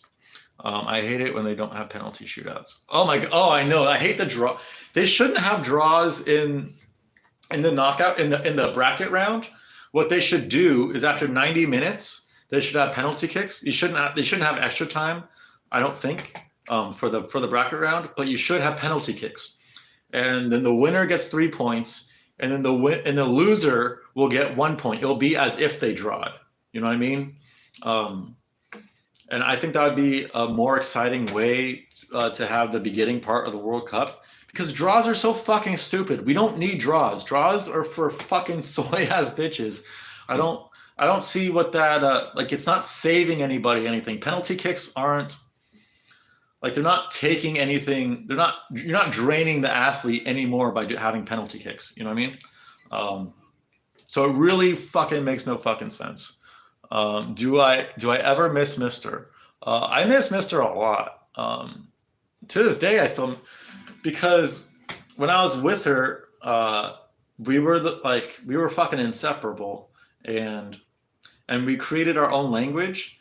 And that language, when she left, that language, I still spoke it with Boobadoo and Larry. Boobadoo's gone now, but like I still speak that language with Larry. So like I have a constant reminder of her, and just because, and she lived here for a while, so like everything about this place kind of reminds me of her. So yes, I do miss her, but then half the time I think about all the stupid fucking shit she did, and then I'm like thankful and grateful that she's gone, because she genuinely put me through more hell than any other girl ever had, ever by a long shot. But she also made me laugh more than any other girl. Tied with another girl, but but she made me laugh really fucking hard. And if you can make me laugh really hard, especially if you're a girl, like there'll always be a part in my heart for you. Like the other girl who made me laugh super hard. I've seen her once in the past like 13 years. And I still, like, I don't want to say I'm in love with her. I don't like long for her or anything, but I still think about how she's doing. And I still think about, I still think about like the fun times we had. And just because like it's so rare to meet a girl who's that fucking funny. Most people who are super funny are guys. Like it's like 95%. I don't know why, but that's just in my experience. Most female comedians are trash. Most comedians are trash, period. But female comedians especially. But those two girls were like top of the line when it comes to humor. And it's just a rare, unique, and awesome feeling to be hanging out with a girl like that. So yeah, I do miss her. I definitely do miss her, but I'm also glad she's gone. Oh my word, he's punching him in the face. He's got to find He's got to find a way to stop getting punched in the face. That was a bad Bisping. My family is from Poland, Hungary, Germany, England, and Ireland. So many places. Well, that's what being American is all about. You're a mutt, you know? I'm a mutt too. Almost everyone in America is a mutt, unless you're in like an isolated community, or unless you're in like New York City, where like the Italians and the Jews and the Puerto Ricans, and the Asians, they all have like their own separate like area. But generally speaking, in America, there's a lot of mixing. I've said this before. This is why we're so good in the Olympics, is because we have like a good mix of the gene pool. And also we have like the most resources of any other country. So it's like we got the resources and we got the gene pool to keep us going.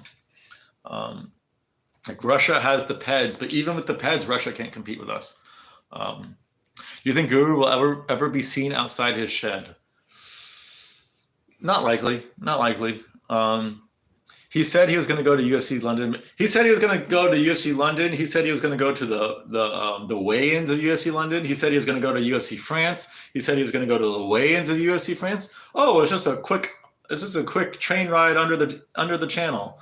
Like, dude, you never leave the fucking shed. You're going to tell me you're going to take a train like an hour to wherever it is, like the southeast of England, and then take another train to France under the water. It's going to take like a couple hours, all for just a press conference or a weigh-in or shit. Like if he wasn't going to do the London shit, we all knew he wasn't going to do the France shit, but he still played it off like he was going to. Fury has trained with Nick Diaz. Yeah, I think I saw stuff like that. Yeah, like he has yeah, so he for sure has grappled before. Oh my God,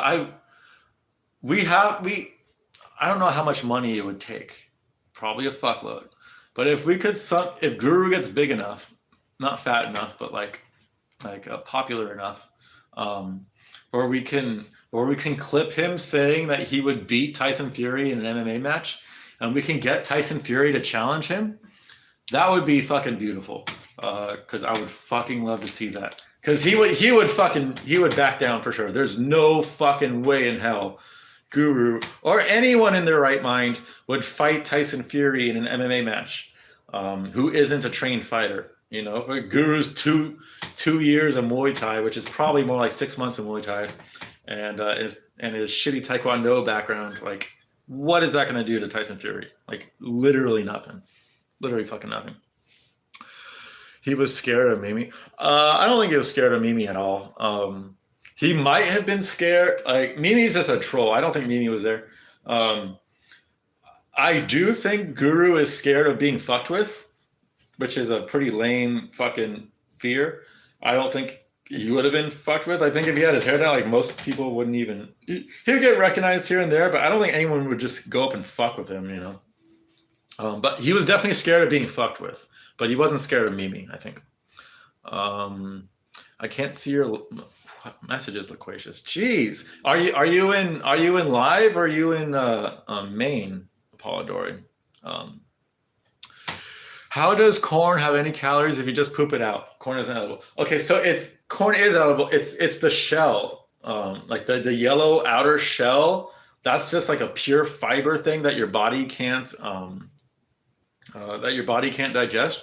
So when you poop it out, it looks like it's a whole kernel, but actually, your stomach did digest some of it. But a lot of it, true, it isn't digested, and so yeah, so a lot of it is just fiber, but not all of it. Let's see, Larry. Yes, Larry. Sup? What's up, William? Play Miami. Loop song. Okay, so you have that stuck in your head too. That's nice. Okay, all the autism. I don't think I need to read all the autism. Woo! Sup, Jew? Sup, Jew? Okay, bye. Okay, hi. Thank you for gracing our chat with your presence, William. I should look up chords for my. I don't even know the lyrics to Miami really. I just know the beat.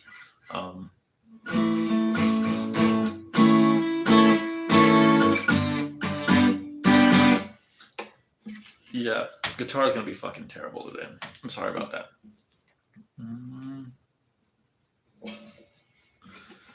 Let's see.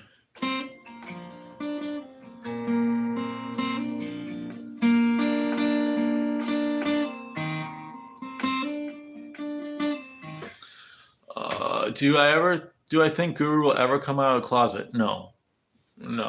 Whether or not he's gay, he would never fucking admit it. His entire fan base, maybe not you, Polidori, maybe not Mr. Gapier, maybe not a few others, but 99% of his fan base is pretty anti-gay. So I can't imagine him just shooting himself in the foot, because there's a lot of people that would genuinely unsubscribe from him if he did that. But if he, my thing with Guru, I don't think he's. It's hard to fucking say, because he is a fucking 24-year-old like never kissed a girl, never held a hand, never fucking, probably never gotten even a hug. Maybe he got a hug one time and like he jerked off to it for 3 weeks or something. But maybe that like length of time without being with a girl could make you gay. I don't really fucking know. What would happen if Guru came out? I think a lot of people would unsubscribe. But if he, like, hypothetically, if he was gay and he came out, I would imagine he would have sex pretty fucking rapidly. He'd probably just like download Grindr or some shit. And yeah, that's like one of the reasons why I'm so against it, is because like I feel like it's the easy way out. It's like you're like, okay, I'm not good with girls, so I'm just gonna fuck a dude because it's way easier to fuck a dude. Like that's not that's a degenerate mindset, in my opinion. It's like how do I explain this? It's the easy way out. I could see him taking the easy way out, but I feel like he's so pent up. He would never allow himself to do that, probably. So I don't know. How long am I streaming for? What time is it? 7:03. Probably for like another half hour or so. Play Danger Zone. Highway to the wheelchair zone. Highway to the wheelchair zone. Do I think Guru will ever get with Lisa Riley? Only you could answer that question, Polidori. But probably not. Why are there so many incels now compared to a decade ago? I'm talking at the reason right now. This reason, the smartphones are the reason. 100%.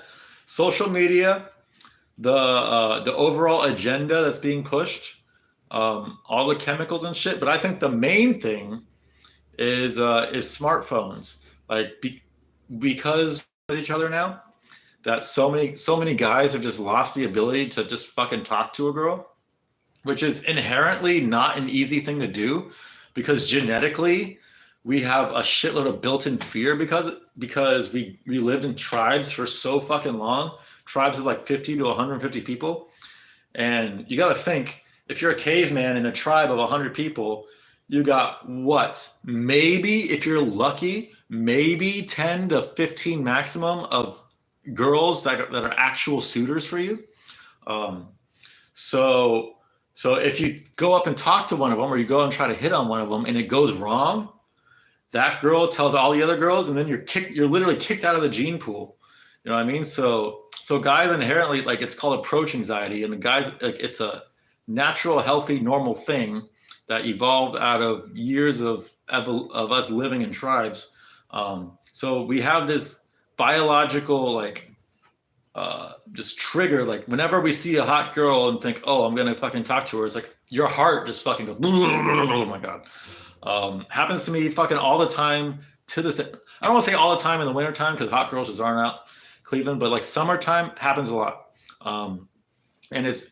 And most people aren't smart enough to overcome their emotions, to just be like, to realize where that's coming from and be like, oh, okay, if I go up to this girl and get rejected, nothing's gonna happen. I don't know her. She knows no one that knows me.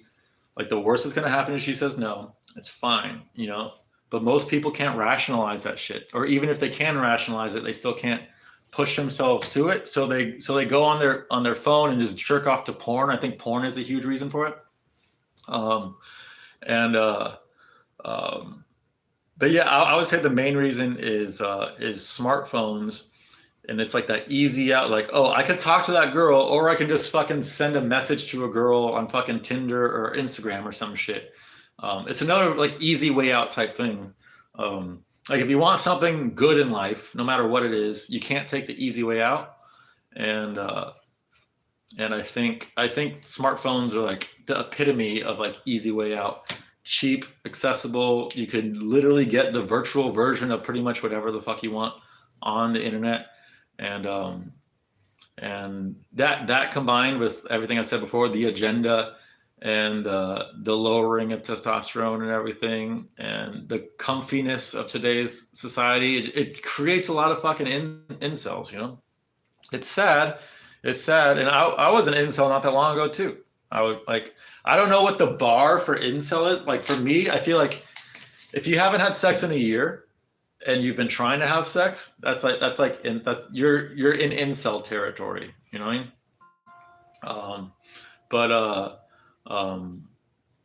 Yeah, I feel like, and so Guru's in, like, deep, like, lifelong incel territory.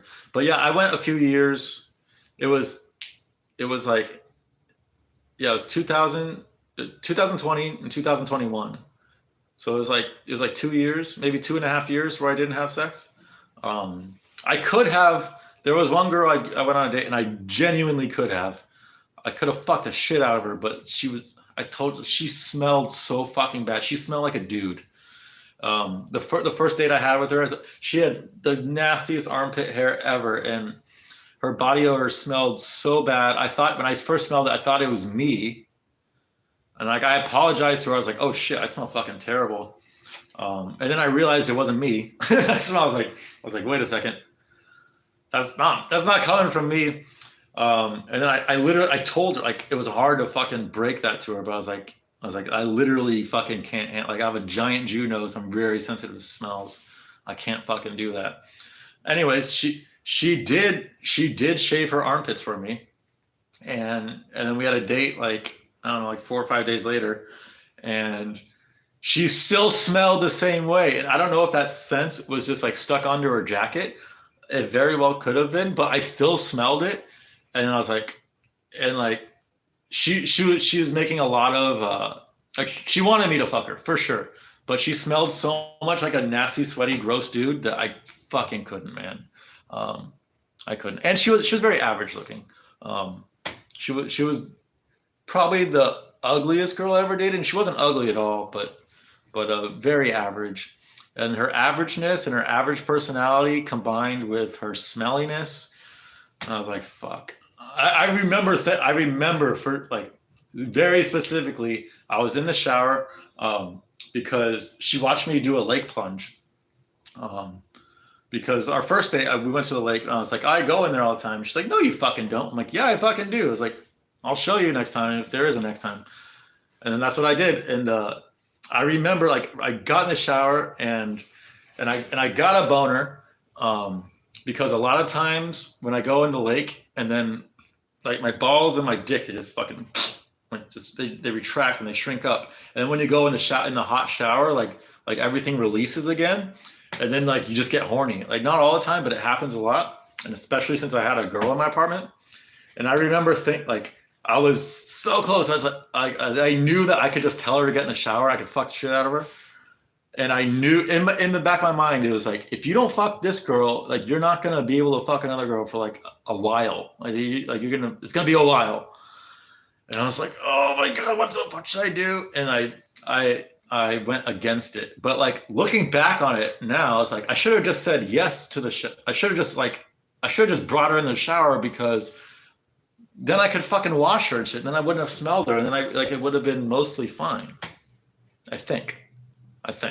But yeah, I remember like my soul telling me, if you don't fuck this girl, it's gonna be years. And I'm like, fuck. And I decided against it. But there's a lot of Indian incels, like William. No, William's on an incel. He's got a girlfriend allegedly. Transhumanist soy agenda. Yeah, blue waffle muff cabbage. Yeah. Yeah, there's a lot of reasons why I think the transhumanist agenda exists. But one of the main reasons I really think is like the future, what we call like the grayscale aliens. They are from a future where like that agenda is pushed to the forefront. Is like it succeeds and everyone like becomes a fucking cabbage, and you get hooked up with technology and like. So like you lose your mouth, you lose your muscles, you lose your genitals because everything's psychic now and everything's data based, and like you lose all what should I say? You lose all connection to like your biological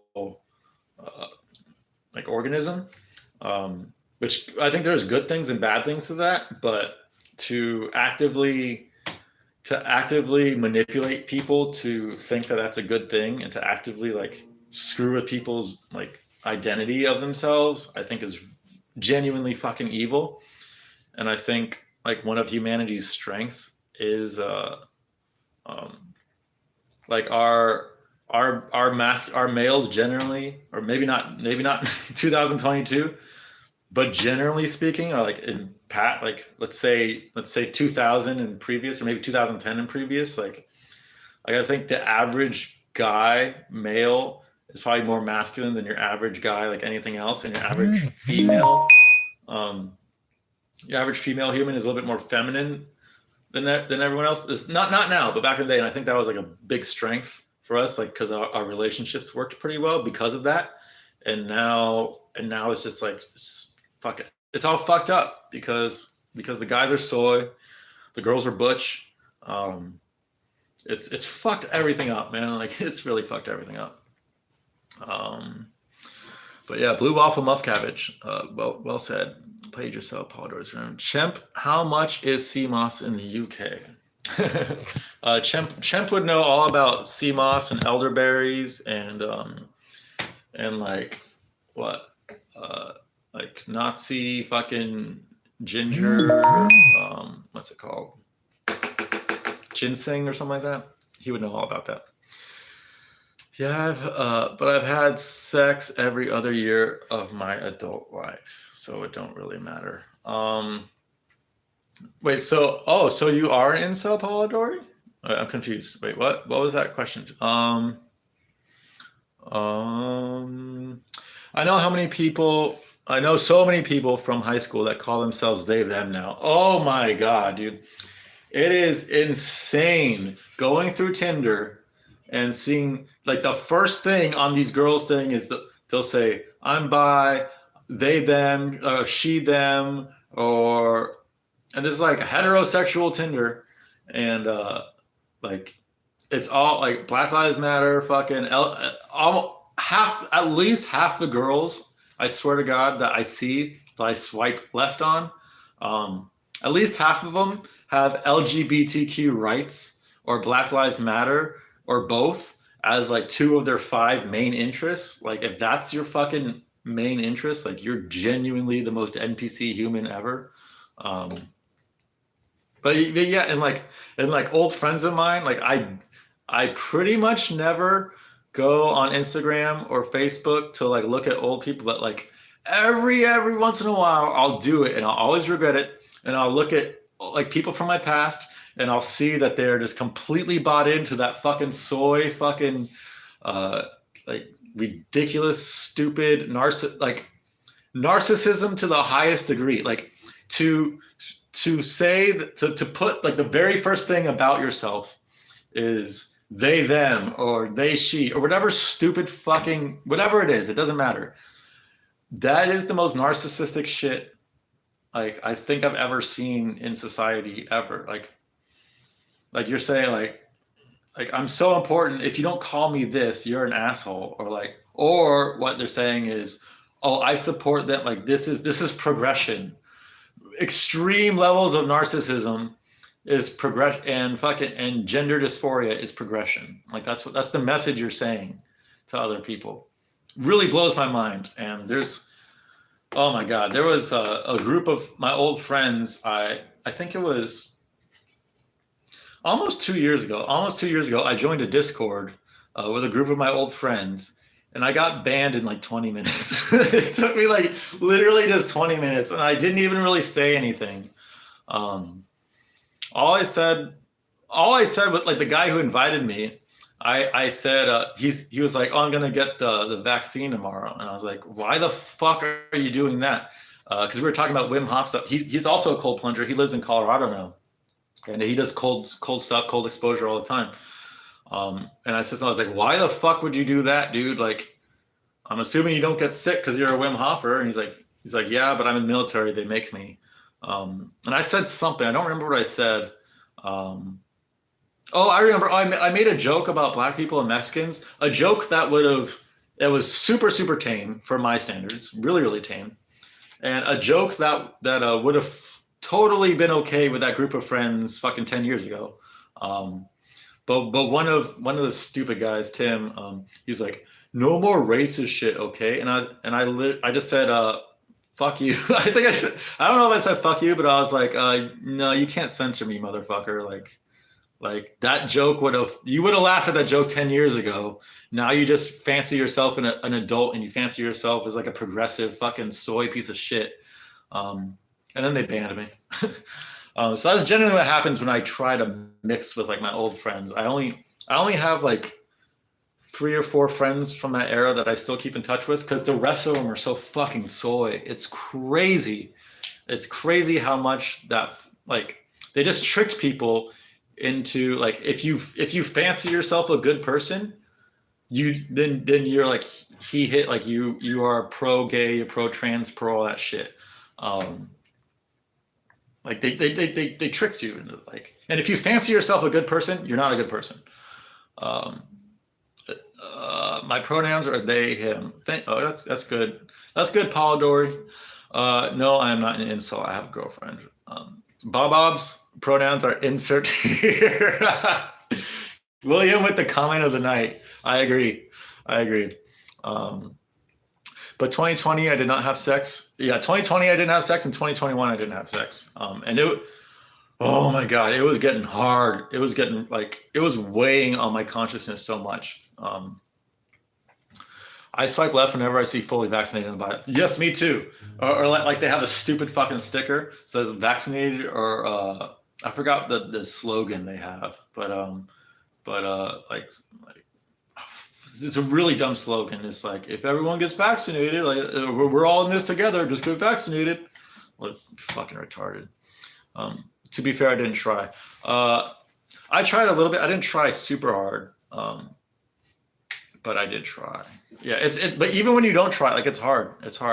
I haven't tried to have sex in a while now, and I'm just getting to the point. Oh, dude, I don't want to jinx it, so I'm not gonna talk. I'm not gonna talk about now and future shit. No, I'm not gonna jinx it. But the last time I had sex, I had a premonition that I was gonna have sex, and that premonition came true. And I had another premonition recently, so I'm yeah. I don't want to jinx it, but I did have another premonition. Um, was like yeah, and it makes sense too. As this person, it makes sense. Um, they sound soy. My old friends, they are fucking soy. What the fuck happened to Mike Ock? He's under M. I think his screen name is Ma Ock or M A. I think it's MAOCK now. Um, he's still in Guru shit. I don't see him as much anymore. I think Darling Boy and the other mods just banned him into oblivion basically, where like he just doesn't post the long fucking paragraphs anymore. So like when he does type, it just gets lost in the jumble. But I'm pretty sure he still watches Guru. Probably not as much. Is he Sniff? No. My cock is not Sniff, dude. No fucking way. A lot of my friends became red cell corporate worker bees, and now it's like they've had their soul sucked out of them. Yes. I see it more in Ohio than I did in California and Washington. But like my old weed dealer told me this. He said, who's from Ohio. He said like there's something in like most Ohioans. It's like they graduate high school, and then if they don't go to college, is like they just become a worker bee, or then they go to college and then they become a worker bee, and they're just dead behind the eyes. And you see it a lot. There's so many like 18 to 24-year-olds ish that are completely dead, like just fucking blank behind the eyes. And it's sad to watch, man. It really is. Like it wasn't always like that. Like my generation was not like that. When me and my friends were 18, 20, like up to 24, like we were not soy at all. We were not blank at all. We were not drones at all. But it had started happening after that to some of my friends. And then, yeah, now it seems like almost everyone's like that. It's like this. I still blame smartphones. I think smartphones for sure are the most, is the biggest reason why so many people are just drones and just washed out now. Because we can experience anything we fucking want. Like it's in our pocket. It's really not fucking healthy for our brains. We've had smartphones for 15 years now, and human brains have been evolving for hundreds of thousands of years. I don't know, at least 100,000 years, but I think hundreds of thousands of years. So we're genuinely not equipped to handle this fucking technology, but we have it, and now babies fucking have it. Like my fucking niece is always on her iPad and shit, and it's like, oh, it hurts my soul to see it. If I ever have a kid, no TV, no internet, and I would follow that rule too. Like I would just not do it. Like I wouldn't want to set that example. That would be like the only thing in my life I'd be like super militant about. is like if I ever have a kid, I would make sure to raise them not through technology. Mr. Pibb extroverse. No way, dude. Sniff has the best donos of all time. Sniff has gotten Guru better than anyone else has gotten Guru. Mr. Pibb is funny. Mr. Pibb always says funny shit. I'm not anti Mr. Pibb at all. I just think Sniff is funnier, and it's not even close. Mimi is Mimi, Ilya, sup Ilya. Oh god, what happened? Oh, there it is. Sorry about that. Yo, when we playing the booking game, William, I played the booking game. I played the demo of it, or the how-to of it, for like 5 minutes, and it bored the shit out of me so much I couldn't finish it. Do I need to go through the how-to tutorial shit, or can I just skip it and figure it out? Because maybe it'd be more interesting, not having to do the things, but like the tutorial. It was a bunch of wrestlers I've never heard of before, and it bored the fuck out of me, dude. So I'll try it again and not do the tutorial, but the tutorial fucking stinks, dude. Skip it and figure it out. Yeah, that's what I'm gonna do. So I'm gonna skip. So I'll try it again and figure it out. It doesn't seem like it's that complicated, and if I can, if I enjoy it, then I'll start playing it. Like I'm not gonna force myself to play it if I don't enjoy it. Um, yeah, I don't play game like unlike Guru who says he doesn't play games while he's playing Risk. And he'll randomly rage when he loses and shit. Like I genuinely haven't played games in years. Um, so although it's like a different type of game, this isn't like a video game. It's more like a conceptual game, but it's still a game. Uh, you know what's better? One of us goes live and then we book the game together, but that takes time and it's nerdy. Oh, that would be cool. It is nerdy, but dude, like that game itself is fucking nerdy. Like it's inherently nerdy. So I wouldn't mind joining in on that. Like that'd be I think that would make it way more fun personally. I think that's a good idea, William. Ilya Pilipovich over Mimi. I agree. I agree. Pib is my half brother. Can't go against him. You're gonna pick Mr. Pibb over Sniff, Loquacious? No, dude. Fucking no. No. After all the things he said about your profile picture that he thought was you. Um, play the mods. The mods. Okay, I will play the mod. Should I play AEW or WWE or does it matter? Thoughts on twerking? I thought it was a pretty lame fucking what's it called? Fad. But if it's the right ass and the right twerker, then it's like then I'm gonna watch it, you know. But I thought it was pretty dumb. But I'm also like I'm not really into black people music. Not really in like generally speaking, not always. There's exceptions, but like I'm not in that scene. The music I listen to generally isn't super new and generally like has nothing to do with twerking. So I'm not in that sphere. So I never really understood twerking. Fishy. There's a smell in here. Chrissy J must be nearby. She's probably lurking in the background or something. Were you born in Belfast, Lisa? Belfast, live fast. That's Lisa Riley's motto for sure. Yeah, just tell me when you have time. For sure, dude. For sure. I was born in Londonderry, Mr. Loquacious. Do you have twerking? Yeah, do you have twerking videos, Lisa? I gotta go in 3 minutes, so maybe I'll leave with another Yagon.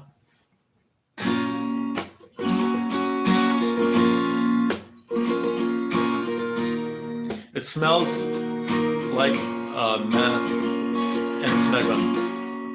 I backed my face into a Chrissy the other day. Well, it just smelled like smeg meth, that's okay. I ate that smeg meth a bit too much, or what can I say?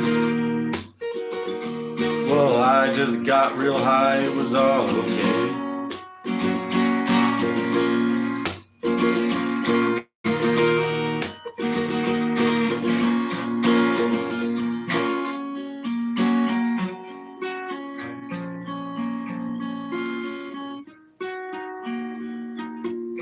Terrible.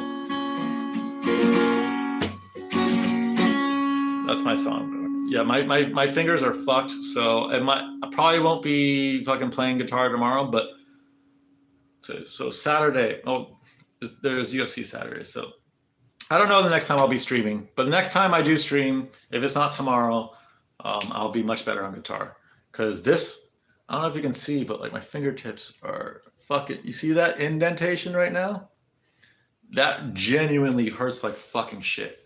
But once it hardens and calluses up like that, like I need that to once again be a decent guitar player. So it's a positive thing, but it's ruining me right now.